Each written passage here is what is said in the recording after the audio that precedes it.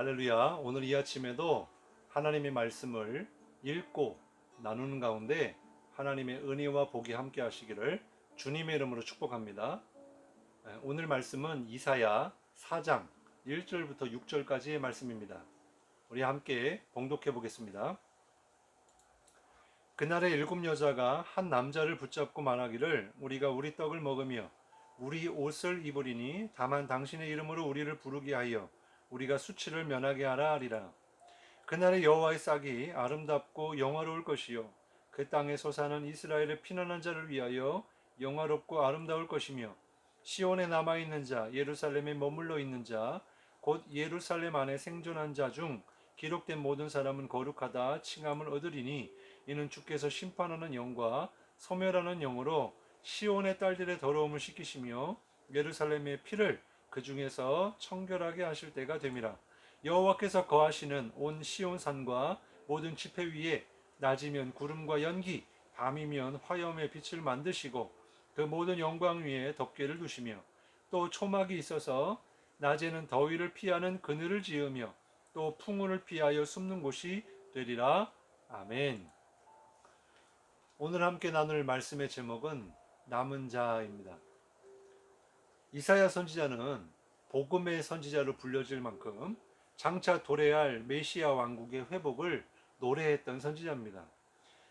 지난 시간에 이사야 3장의 말씀을 우리가 함께 살펴보면서 이스라엘이 그들의 죄악으로 인하여 교만과 우상 숭배로 인하여 심판을 받을 수밖에 없었고, 그리고 그 심판의 결과로 그들이 가지고 있었던, 그들이 의지했던 그 모든 것을 하나님이 제하여 버리신다라고 말씀해 주셨습니다. 오직 우리가 의지할 분은 하나님밖에 없다는 것이었죠. 그런데 오늘 말씀을 보면은 심판으로 끝나지 아니하고 하나님은 이스라엘 백성들을 회복시키시고 영광을 다시 찾게 하시는 그런 소망의 주님이신 것을 알 수가 있습니다. 우리는 여기서 깨달을 수 있는 것은 회복과 구원의 말씀이 하나님의 심판과 멸망 이후에 나온다는 사실이에요. 다시 말해서 하나님의 뜻 그리고 하나님의 계획, 하나님의 진짜 목적은요, 당신의 백성이 심판을 당하여 멸망당하는 것을 잊지 않고 하나님은 하나님의 백성들이 잘 되기를 원하십니다. 구원받기를 원하고요, 회복되기를 원하고요, 늘 소망 가운데 하나님의 은혜를 베풀어 주시기를 원하신다는 것입니다. 본문 2절에 보면 그날의 여호와의 싹이 아름답고 영화로울 것이다. 그리고 그 땅에 솟아는 이스라엘의 피난한 자를 위하여 영화롭고 아름다울 것이다 라고 말씀해 주고 있습니다. 이스라엘이 심판을 받을 수밖에 없었던 것은 그들의 교만과 죄악 때문이었지만 하나님의 구원과 이 회복에 대한 강력한 의지를 구체적으로 보여주고 계신 사건이 모든 이스라엘 백성들을 진멸하지 않으시고 본문 3절에 말씀하고 있는 것처럼 시온에 남아있는 자, 예루살렘에 머물러 있는 자, 곧 예루살렘 안에 생존하는 자 중 기록된 모든 사람들을 남겨두신 것. 그리고 두 번째로 본문 2절에 보면 여호와의 싹, 즉 다윗의 후손으로 오실 메시아를 이 땅에 보내주신 사건입니다. 먼저 이 싹이라고 하는 것, 바로 오실 메시아 예수 그리스도를 말씀하고 있는데, 이 예언이 예레미야 23장 5절에 보면은 내가 다윗에게 한 의로운 가지를 일으킬 것이다 이렇게 예언되고 있고요. 또 33장 15절에도 내가 다윗에게서 한 공의로운 가지가 나게 하리니 이렇게 반복해서 말씀해 주고 있습니다. 그리고 스가랴 3장 8절에도 보면 내가 내 종 싹을 나게 하리라. 이렇게 구약 성경에서는 여러 선지자들을 통해서 주님이 오시리라, 오실 메시아가 바로 예수 그리스도이시다라는 것을 말씀해 주고 있었습니다. 그러면 왜 하나님은요 남은 자를 두셨을까요? 왜 하나님은 이 싹 다윗의 후손 메시아를 이 땅에 보내신 이유가 무엇이었을까요? 성경에 보면 하나님은 시대마다 하나님은 의로운 사람을 찾으셨어요. 먼저 창세기 18장에 보면 하나님이 소돔과 고모라 성을 멸망시키실 때 하나님은 의로운 사람을 찾으셨습니다. 50명부터 시작해서 10명이 이르기까지 10명만 의인이 있다면은 그 소돔과 고모라를 멸망시키지 않겠다. 이렇게 말씀해 주셨죠. 그러나 그 10명이 없어서 소돔과 고모라는 멸망을 당할 수밖에 없었습니다. 그리고 예레미야 5장 1절에도 보면은 이렇게 말씀해 주고 있어요. 너희는 예루살렘 거리로 빨리 다니며 그 넓은 거리에서 찾아보고 알라. 너희가 만일 정의를 행하며 진리를 구하는 자를 한 사람이라도 찾으면 내가 이 성읍을 용서하리라.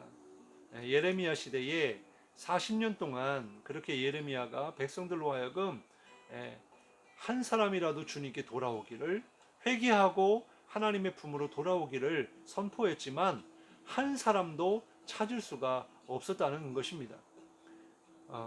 그리고 에스겔 선지자도 마찬가지인데요. 22장 30절에 보면은 이렇게 말씀해 주고 있어요.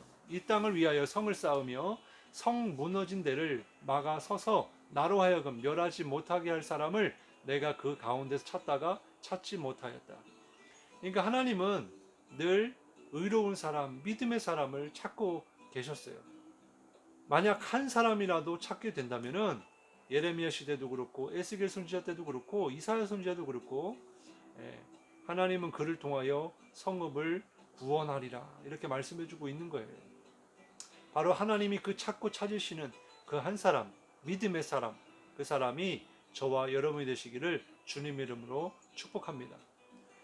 모든 사람들이 범죄하였다고 하더라도 이렇게 하나님은 믿음의 사람들을 찾으신다는 거예요.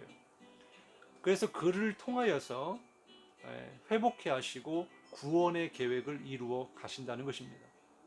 이를 위해서 하나님은요, 예수 그리스도를 이 땅에 보내주신 거예요.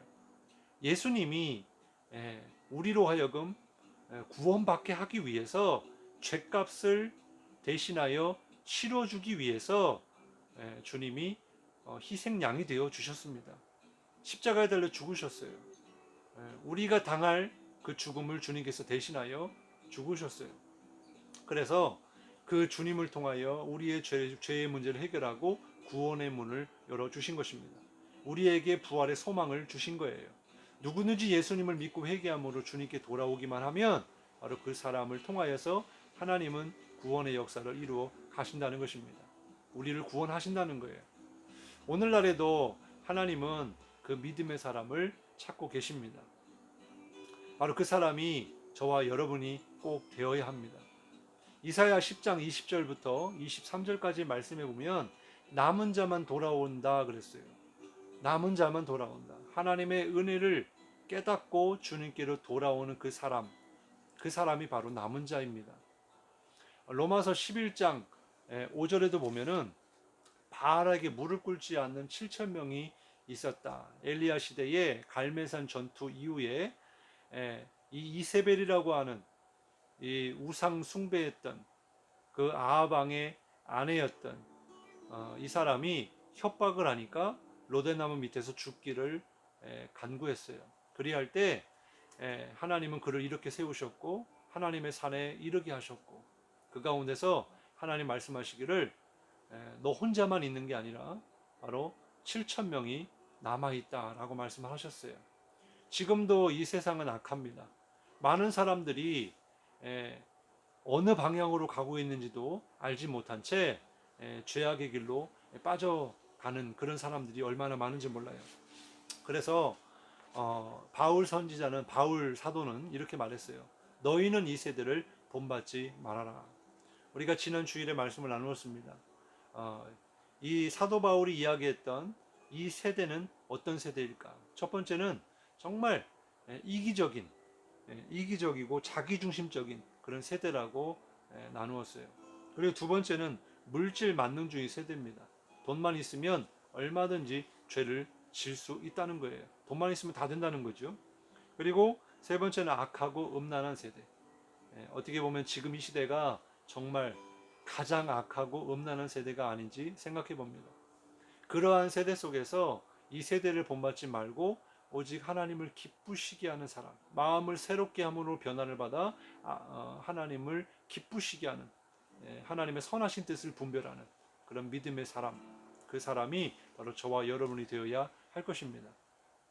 주님은 지금도 주님의 나라를 세워가고 계세요.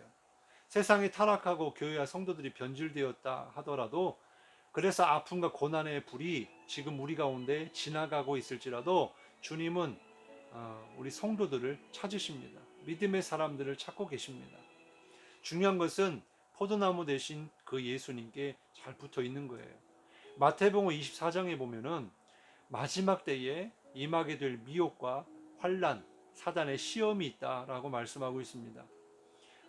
그리고 내가 그리스도다라고 선포하는 거짓 선지자들이 나올 것이고, 난리와 소문이 나고 전쟁과 기근과 지진이 있겠고, 사람들이 우리를 환난을 넘겨주겠고, 모든 민족에게 미움을 받겠고, 불법이 성하고 사랑이 식어지리라 말씀해주고 있어요. 그래서 주님은 강력하게 말씀하셨습니다.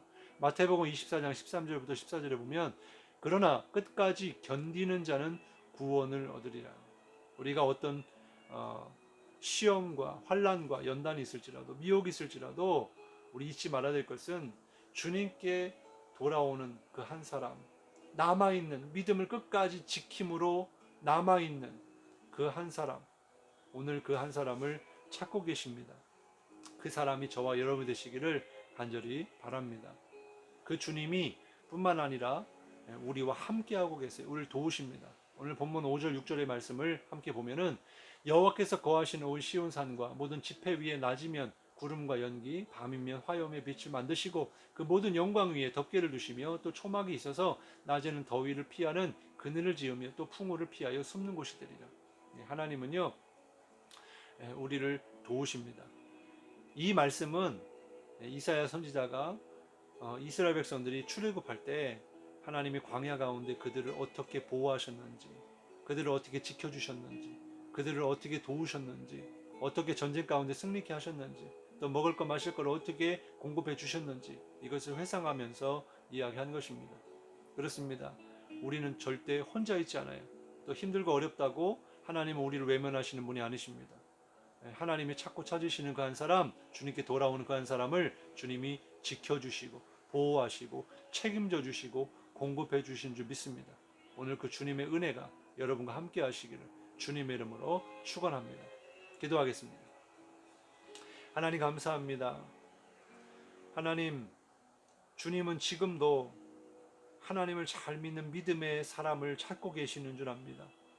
바로 그러한 믿음의 사람, 그 믿음의 사람이 바로 우리가 되기를 원합니다. 비록 삶을 살아가면서 힘들고 어려운 일이 많고, 또 지금 계속 뉴스를 보면은 코로나 문제, 또 태풍의 문제, 참 많은 문제들이 이렇게 들려지고 보여지는데, 하나님, 우리의 믿음을 아무리 뒤 흔들어 놓는다 할지라도 우리는 믿음을 굳건하게 지키며 끝까지 주님을 잘 믿으며 정말 주님의 나라가 이 땅에 임하기까지 우리를 사용하시고 우리 교회를 통하여 주님의 나라를 이루어 가시옵소서. 우리를 축복하시고 또 우리를 지켜주시고 우리를 인도하여 주시옵소서. 그래서 정말 하나님과 함께 주님과 동행하는 오늘 하루가 되기를 간절히 원합니다. 주님 함께하여 주옵소서. 감사드리며 예수님 이름으로 간절히 기도드리옵나이다. 아멘.